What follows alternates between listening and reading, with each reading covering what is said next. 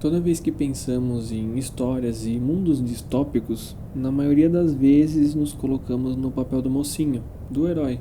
E aqui no podcast não é diferente. Sempre que crio um episódio de como sobreviver, se tem um vilão, sempre estamos do lado oposto ao vilão. Mas dessa vez, no anime e mangá de Demon Slayer, vamos nos colocar como vilão.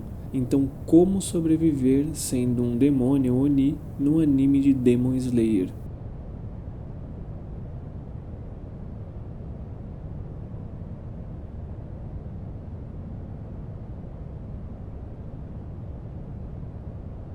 Bom, para quem é novo aqui, eu sou o John, seja bem-vindo ao podcast Como Sobreviver ao Planeta Terra.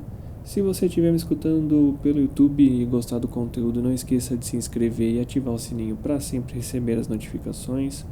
Se estiver me ouvindo por qualquer outra plataforma de podcast, como Spotify ou Apple Podcast, não esqueça de me seguir para sempre receber os episódios. E por último, mas não menos importante, se gostar muito do conteúdo, o link do Apoia-se está na descrição para me ajudar a manter o podcast e sempre trazer novos episódios para vocês. Bom, para quem não conhece a obra, uma breve explicação: o anime de Demon Slayer, do qual até já fiz alguns episódios aqui no podcast, consiste em uma história que se passa no Japão, na era Taisho, e que já há alguns séculos existem Onis. Esses demônios, para nós na cultura ocidente, seriam semelhantes a vampiros. Então, como eu já disse na introdução, hoje não vamos ser os mocinhos ou os heróis, vamos fazer parte do time dos vilões, então vamos trabalhar em como sobreviver sendo um Oni no universo de Demon Slayer. Para sobreviver sendo Oni, vamos lembrar e estabelecer algumas condições para tornar o episódio mais dinâmico. Primeiro que imaginando que você seja um Oni, independente de quantos anos você já teria sido transformado, o tempo em que o episódio vai se passar é o mesmo da história principal do anime, que é na era Taisho. Então, esqueça a ética, estamos aqui para sobrevivermos sendo vilões, então você tem que pensar como um, você tem que abandonar a sua humanidade.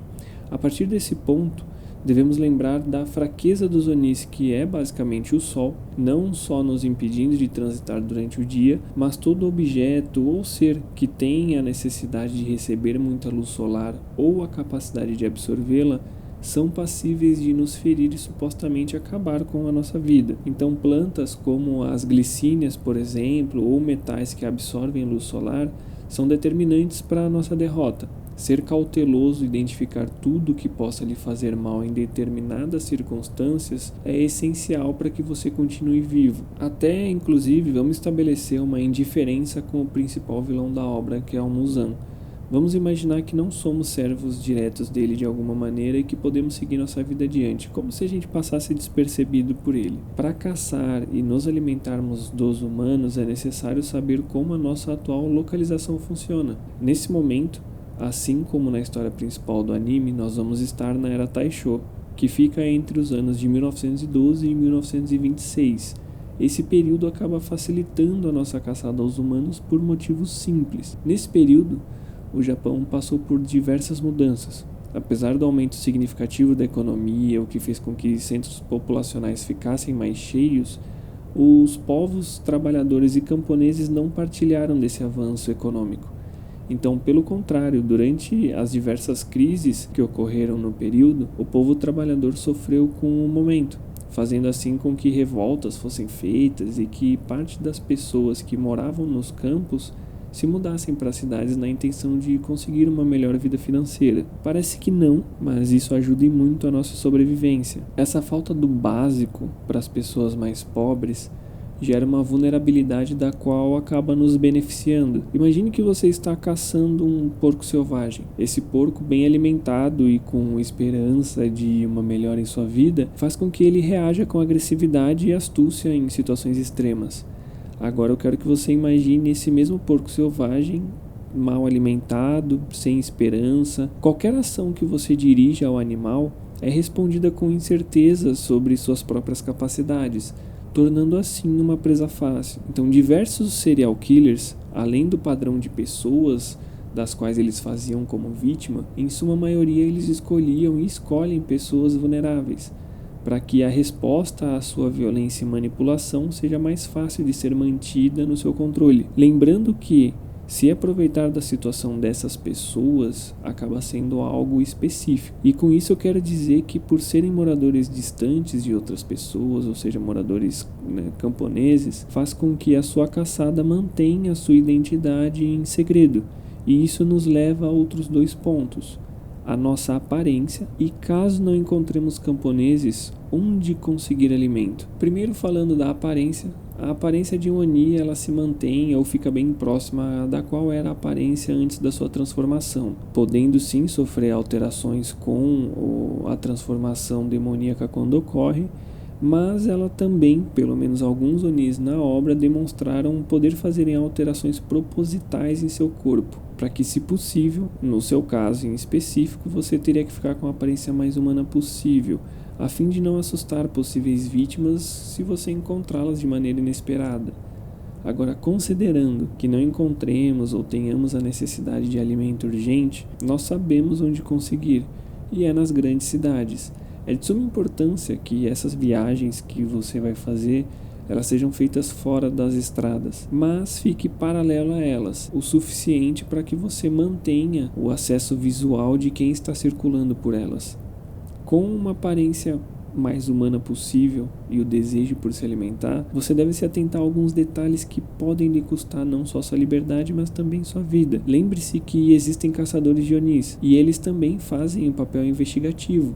Então eles vão tentar entender e finalizar a ameaça que você representa. E é por esse motivo que não devemos ter em hipótese alguma padrões não só de vítimas, mas de ataques. Imagine que na história do nosso mundo, assassinos de todos os tipos tinham seus perfis prediletos de vítimas. Pessoas emocionalmente abaladas, vítimas de algum vício, pessoas vulneráveis tanto fisicamente quanto mentalmente, e sempre um padrão, sendo mulheres, homens de meia idade, crianças e por aí vai. Isso faz com que a probabilidade de um próximo ataque seu ser esperado e você ser surpreendido por um caçador seja enorme. Então, evite padrões. Adultos ou não, mulheres ou não, seja criativo. Algumas cidades, elas têm florestas em volta. Florestas têm animais, alguns desses animais são mortais para os seres humanos. E muitas pessoas precisam ir à floresta para coletar recursos. Se atente a esses detalhes. Sempre que a culpa de um sumiço ou morte puder sair do peso de uma possível chance de ser de um demônio, utilize lugares com violência acima da média, tudo que puder camuflar seus rastros. Utilize todos os artifícios possíveis e sempre evite contato com qualquer vítima ou com a população. Lembre-se, nós não queremos ser identificados. Também evite padrões de localização. Um padrão de ataques pode ser facilmente interceptado quando os ataques acontecem em ordem. Então, viaje e, se necessário, e você tiver alguma dúvida da sua segurança, se alimente de animais. Não é o ideal, mas acaba servindo em último caso. E por fim, lembre-se que caso você consiga se alimentar bem e tornar-se forte, você terá habilidades formidáveis, como o Kekijutsu, que apesar de aleatório, ainda é um poder muito forte. Então, se encontrar um caçador, não hesite em jogar sujo. Eles têm um código de honra do qual você não possui. Você já abandonou sua humanidade e ética há tempos. Então não hesite em jogar sujo. Ataque civis se necessário. Na obra, os caçadores têm um código de honra tão forte do qual eles não sacrificam inocentes para um bem maior, pelo menos não dessa maneira. Bom, esse foi o episódio de hoje, espero que vocês tenham gostado. Se você gostou, não esqueça de se inscrever e ativar o sininho se estiver me escutando pelo YouTube, para sempre receber os novos episódios. Qualquer outra plataforma me siga para sempre receber os novos episódios. De qualquer maneira, até a próxima e um beijão para vocês.